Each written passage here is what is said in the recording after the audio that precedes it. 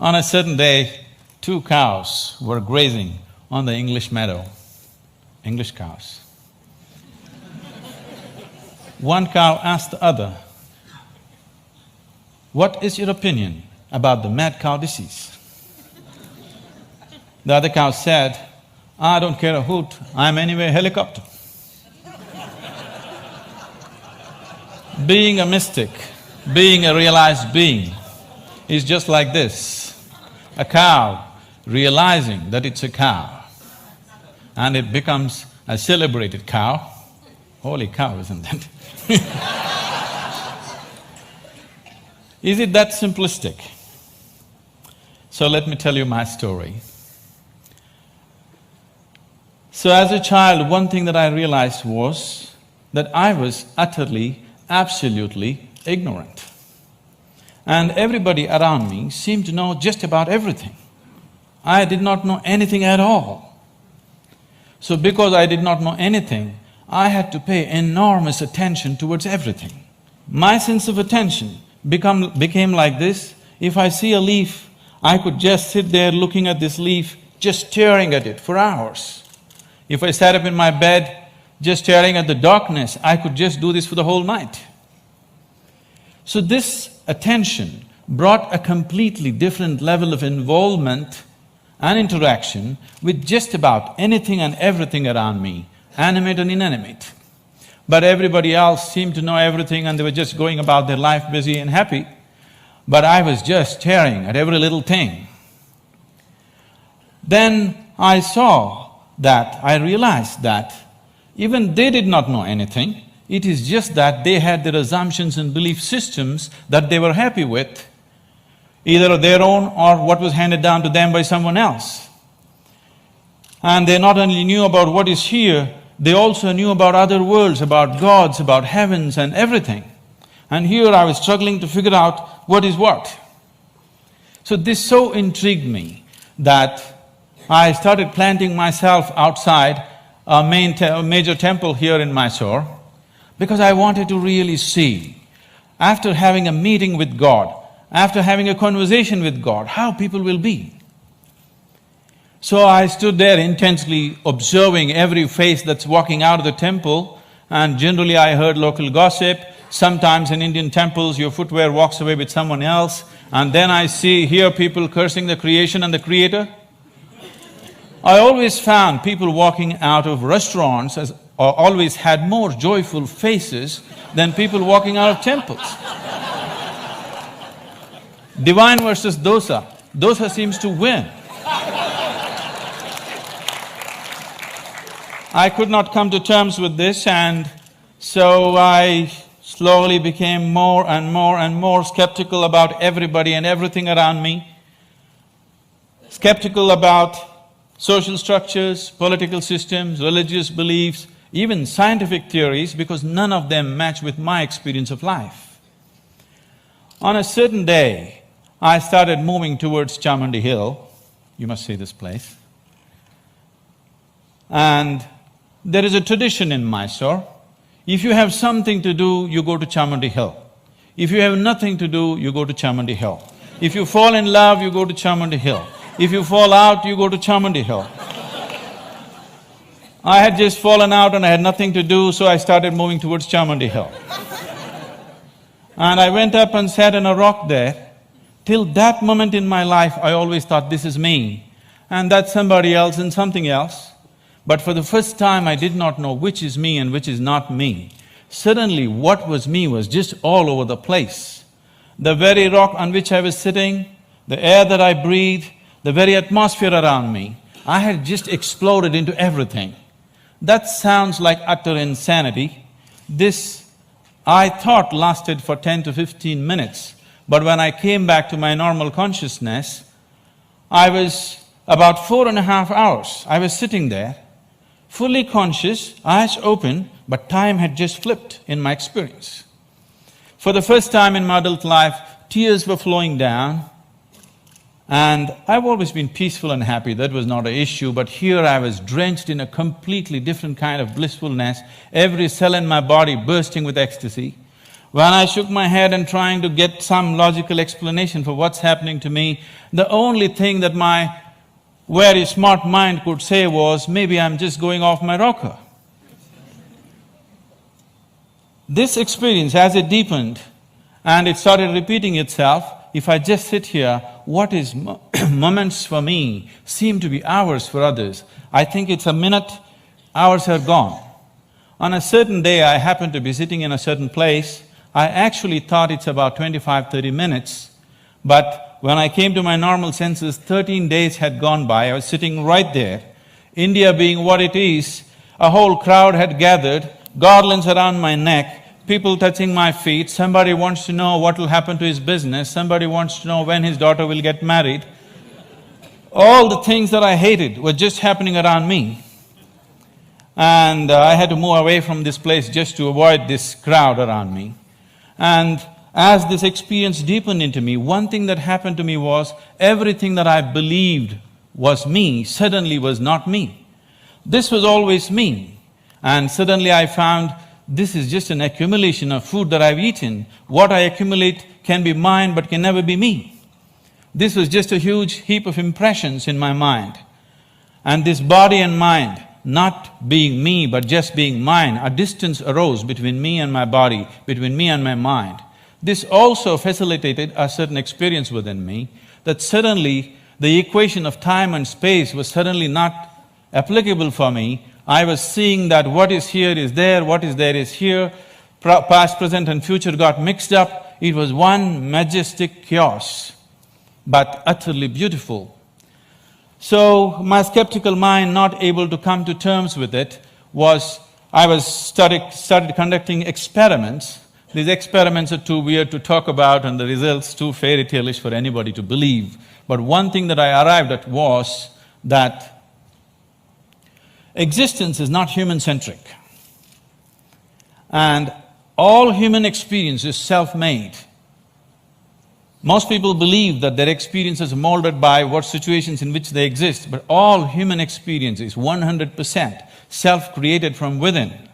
I think today a lot of science is beginning to agree with that. And having realized that, if all experience is created from within, if the basis of your experience is within you, the seat of your experience is within you as it is, what kind of experience of life would you want to have? For yourself, I'm sure, you want it to be at most pleasantness, whatever you may be doing. What you want for your neighbor may be debatable, but what you want for yourself, definitely you want utmost pleasantness. As I realized the basis of my experience is within me, I shifted from staring at things to sitting with my eyes closed. This was a dimensional shift in my life, from staring to sitting with my eyes closed. I got so fascinated with this human mechanism, I wouldn't want to open my eyes. For days on end, I'm just keeping my eyes closed, wanting to see everything about this one. And what I realized was, if I take a piece of bread and put it into this system, this piece of bread becomes my body in a few hours, and I begin to experience this as myself. This amazing process, as I became more and more aware of it, I saw the very source of creation, the very maker of this body, the manufacturer of this body is within. Once I saw this, and I could see that I could rewire my brains completely in 24 hours, changing myself beyond social upbringing, family situations, even genetic qualities in me. I could see I could just completely change everything about myself. In 24 hours, I'm a different person. Another 24 hours, I'm a different person. I was like a conscious schizophrenic trying out different things. On a certain day, I just, in a field hockey game, I fractured my left ankle, and I went and sat down in a place. I was in excruciating pain, and by then I had also become a chronic asthmatic, and I had a very severe bout of asthma. And this pain and this inability to breathe together, they were quite something. At that moment it occurred to me, if the maker of this body is inside, why is it that I cannot mend this from inside? I sat down with a certain resolve. If this is true, I must be able to allow it to mend itself, otherwise I must be completely on a wrong track. I sat down with my eyes closed for about little more than an hour. When I came out, my asthma left me, never to come back again.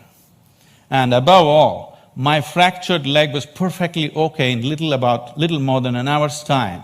Armed with this experience, I started creating methods and systems through which every human being could access that intelligence and that capability within the system which can make a piece of bread into a human being. This intelligence and this competence within the human system, which is not just about thought process, exists in every human being, but unfortunately remains untapped. And I went about creating systems that people could make use of today, these technologies for inner well-being, these methods to engineer your interiority the way you want it. Millions of people are making use of it, enjoying the benefits of that, but the essential part of this is that there is such a high level of intelligence and competence on every millimeter of the body, every point of the body, not just in the thought process. This is completely untapped by human societies. There are ways to do this, and as I went into this process, what I saw was, what is it that determines what is me and what is not me? I am capable of taking a piece of bread and making it into myself. If I look at this body, it is just a piece of this planet that I have borrowed, but why is this separate and this is separate? Then I found that it is just the boundaries of sensation which determines what is me and what is not me. Here there is sensation, so this is me. There seems I don't feel the sensation, so that's not me. As I looked at this boundaries of sensation very, very closely from within myself, this was a phase of my life where most of the time I remained with my eyes closed. I realized that the boundaries of sensation can either be stretched, expanded, or even made smaller than what it is right now. You can sit here and not feel anything that's happening here right now. This happens in sleep to some extent. Or you can sit here and extend your boundaries of your sensation for this whole hall. And anything that is within the boundaries of your sensation, you will always experience as myself. There is a glass of water here, and this is not me, that's very clear. But if you drink it, you just included it into the boundaries of your sensation, and that becomes you. So if you throw the boundary of your sensation out in an expanded form, you can sit here and experience everybody in this hall as yourself. You can stretch it further, experience the very cosmic scape like you experience your own body. This sense of inclusiveness, if it comes into you, when this came into me, I suddenly realized that to be loving is not somebody's teaching. To be compassionate is not an idea. To be in empathy is not some esoteric principle. This is the way a human being is made, if only he does not constipate his consciousness with limited identifications with things that he is not. If you do not identify with anything that you have accumulated over a period of time, including your body and mind, every human being is capable of this.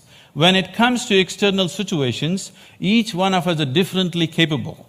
But when it comes to inner situations, every one of us is equally capable. No human being is better endowed than the other when it comes to the inner realm.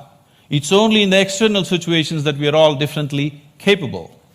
If this inclusiveness enters human life, if you can sit here and experience people around you as yourself, I don't think I have to teach you to be good. I don't think I have to teach you to love. I don't think I have to teach you to care. Because caring for this one is very, very natural. This is ingrained within the very nature of the existence.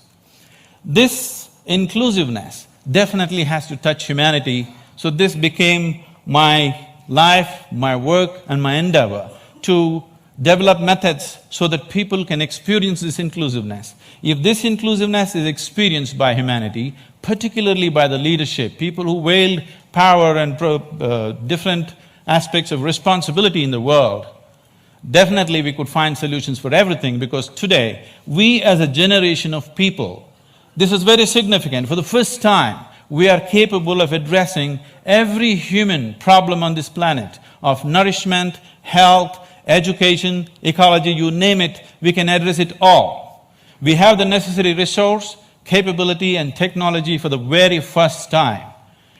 But are we going to do it simply depends upon how inclusive is our experience of life. If you stand here and you experience this planet as yourself, I don't think I have to tell you, take care of it.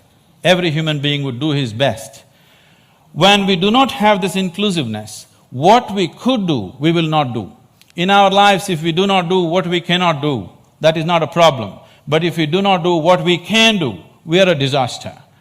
My hope and my work is just to see that we as a generation of people do not become that kind of a disaster, that what we can do, we will definitely do. And right now what we can do compared to what we could do 100 years ago is so incredibly different, so incredibly different. But what's missing is an all-inclusive consciousness, an all-inclusive experience of life.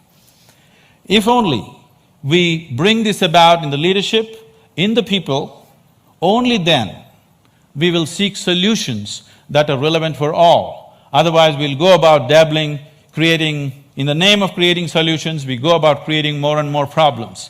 If we truly have to create solutions that are relevant for all, an experience of absolute inclusiveness has to happen to humanity, and it's possible. Thank you very much.